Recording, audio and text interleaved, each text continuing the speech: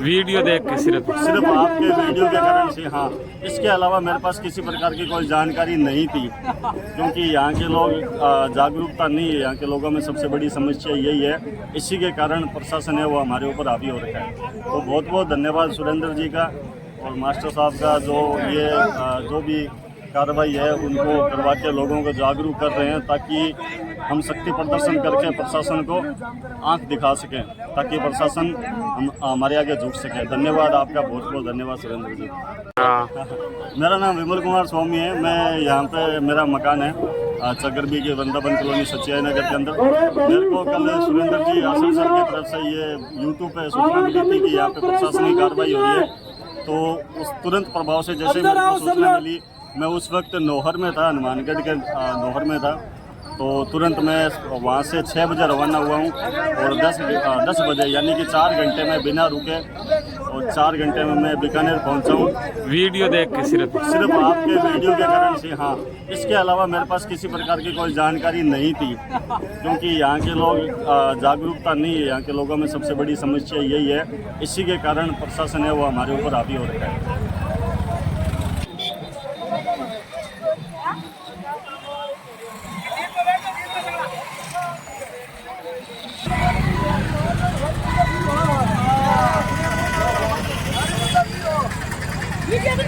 हाँ,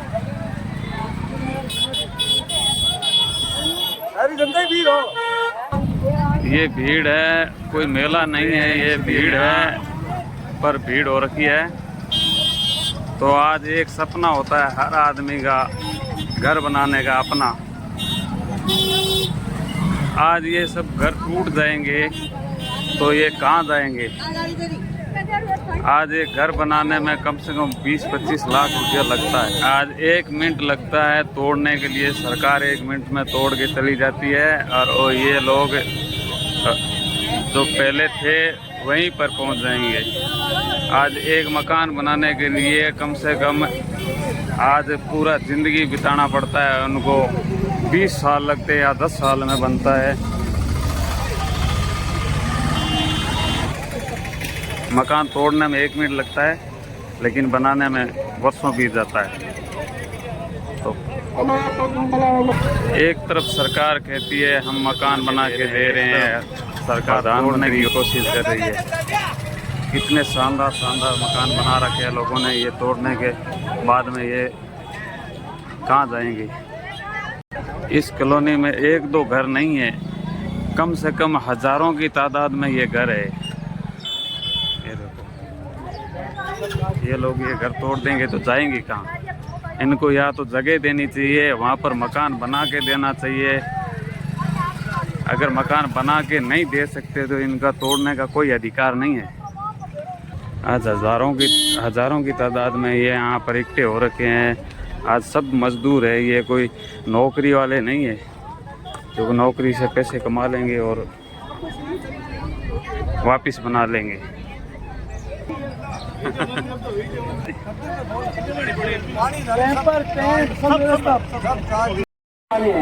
इसलिए आप लोग बिल्कुल मजबूत बने रहें।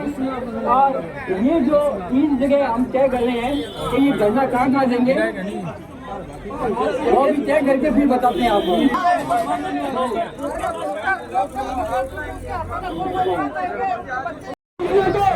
हम लोगों को रोक सकते हैं, तो पड़ोसी को रोक भी सकते हैं।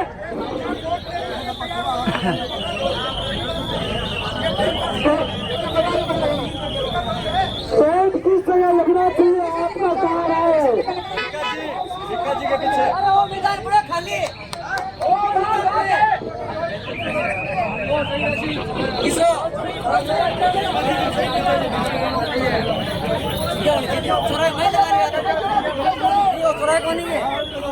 खाली पड़े हैं।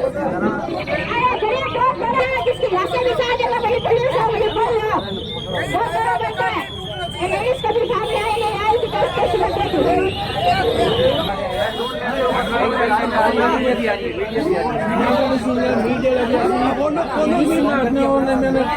आप लोगों से यही आग्रह है कि मेरी बात को कृपया करके आप लोगों से रिक्वेस्ट है, मेरा एक का मकान नहीं टूट रहा है, और अगर मेरा टूट भी जाता है तो मेरे अंदर मैं बड़ाई नहीं कर रहा हूँ, लेकिन मेरे अंदर इतनी क्षमता है कि मैं अगले 5-7 सालों से दोबारा बना सकता हूँ। लेकिन यहाँ पे बैठे 70% से अधिक लोग ऐसे हैं जो अगले 15 सालों तक नहीं बना पाएंगे, और इनकी उम्र 35 साल से ऊपर निकल चुकी है। 50 साल के होंगे तब जाके मकान बनेंगे। से यही आग्रह है कि यहाँ पे 25 जो कॉलोनियां हैं, इन कॉलोनियों के अंदर अलग अलग गुट बन चुके हैं, जो कि निष्क्रिय गुट है। कहने को गुट व्हाट्सएप ग्रुप बना लिया, छोटा सा ये कर देंगे वो कर देंगे। ये भीड़ लेके अगर हमारे जो भी बुद्धिजीवी लोग हैं, ये जो भी हमारे बुद्धिजीवी लोग हैं, भामाश है, इनको मैं जहाँ तक मैं जानता हूँ अभी अनाउंस किया था, इनका इस कॉलोनी में मकान भी नहीं है, फिर भी भोजन पानी की सुविधा ये दे रहे हैं। तो इससे बड़ी बात नहीं हो सकती। क्यों दे रहे हैं? क्योंकि यहाँ पे एकता दिखाने की जरूरत है, खड़ा रहने की जरूरत है कि भाई साहब धूप को देख के अपना 800 रुपए 500 रुपए गाड़ी के चक्कर में भागे जा रहे हैं। भाई साहब कृपा करके ये चीज मत करो, आपका भविष्य खराब हो जाएगा, बच्चों का भविष्य खराब हो जाएगा, आप मर जाओगे, आपके बच्चे जिंदगी भर आपको गालियां काट के जाएगा कि मेरा बाप मेरे लिए कुछ नहीं करके गया। ये भीड़ लेके 400 आदमी लेके जाएंगे कलेक्ट्रेट, 200 की संख्या में आरएसी खड़ी होगी, यहाँ जिंदाबाद जिंदाबाद के नारे लगा रहे हो, लठ पड़ेंगे, 150 भाग जाएंगे, 150 भाग जाएंगे, 50 लोग हम लठ खाएंगे। इसलिए सारे लोगों से मेरा निवेदन है, आज से 15 साल पहले जो रामपुरा की कंडीशन थी, आज रामपुरा फुली डेवलप्ड हो चुका है। ईच एंड एवरी वहाँ पे जो भी सुविधा होती है, सारी की सारी सुविधा गवर्नमेंट ने दी है।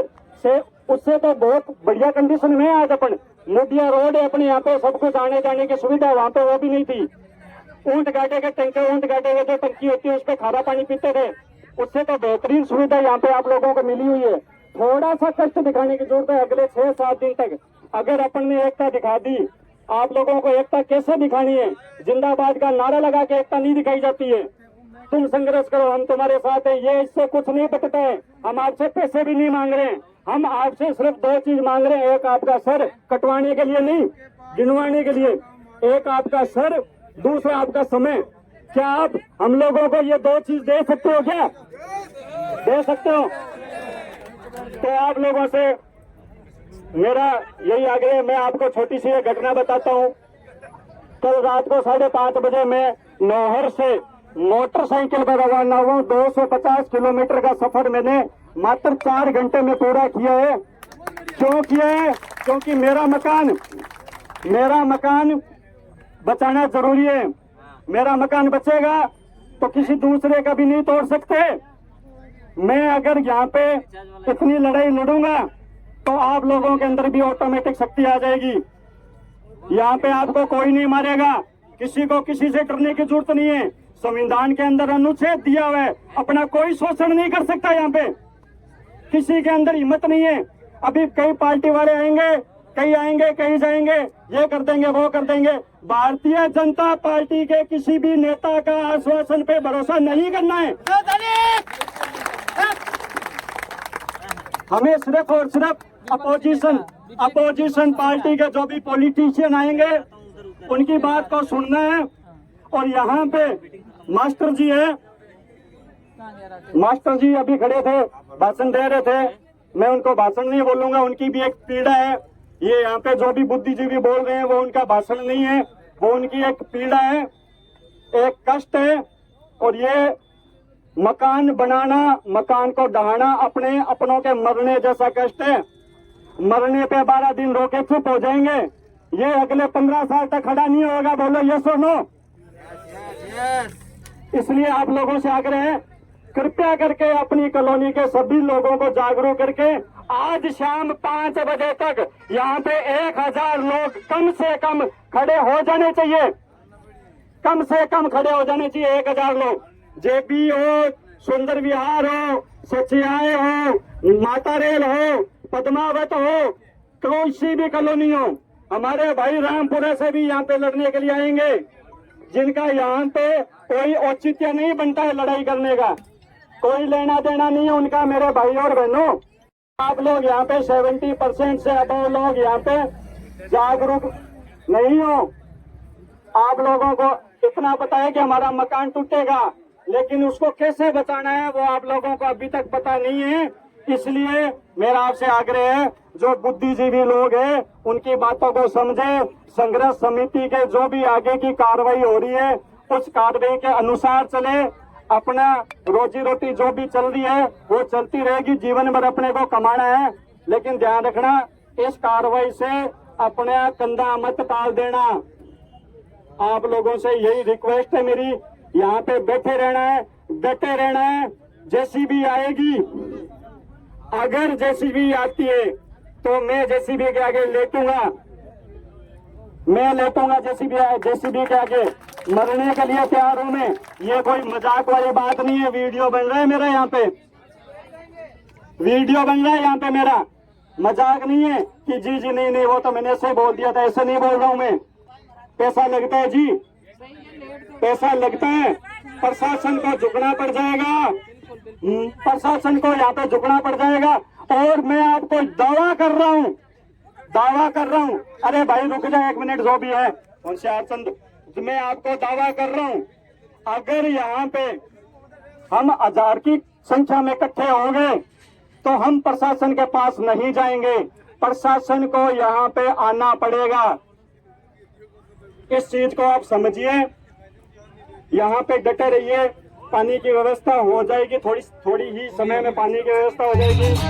नहीं, पानी की व्यवस्था है, टेंट की व्यवस्था आपके लिए हो चुकी है और आप लोगों का कोई नुकसान नहीं हो रहा है। ज्यादा से ज्यादा 700-800 रुपए का नुकसान है। और मेरी माताओं से मेरे लोगों से यही निवेदन है, ज्यादा से ज्यादा संख्या में अपना रोटी बनाओ, बच्चों को खिलाओ और यहाँ पे आ जाओ। ज्यादा से ज्यादा संख्या में यहाँ पे मेरी माताओं को और बहनों को बैठना पड़ेगा। मेरी खुद की पत्नी नहीं आ पाई है क्योंकि मेरा बच्चा छोटा है जी, इसलिए नहीं आ पाई है, नहीं तो मेरी पत्नी भी यहाँ पे बैठी होती। इसलिए आप लोगों से आग्रह है, ये सारा मेरा परिवार है, आप सारे मेरे भाई हो। मैं चाहे आपको जानता हूँ नहीं जानता हूँ, डज नॉट मैटर, लेकिन आप लोग मेरे सारे परिवार के सदस्य हो। आपके साथ में मैं लड़ूंगा, आपके साथ में आप मरो नहीं मरो मैं मरूंगा, समझे मेरी बात को। माता की भारत माता की वंदे वंदे। चक गरबी एकता, चक गरबी एकता। धन्यवाद। साहब आए हुए हैं, आप सभी से निवेदन करूंगा तालियां बजा के उनका हार्दिक स्वागत करें।